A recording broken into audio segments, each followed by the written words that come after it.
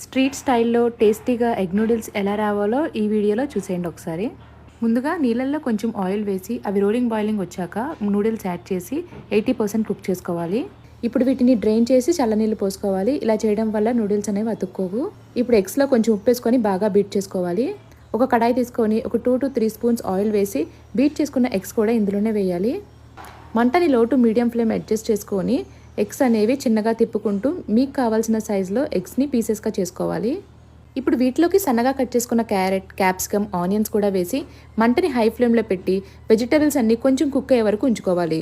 ఇప్పుడు మళ్ళీ మంటని లో ఫ్లేమ్లో పెట్టుకొని ఉడికించుకున్న నూడిల్స్ కూడా ఇందులోనే వేసి హై ఫ్లేమ్లో ఒకసారి టాస్ చేసుకోవాలి.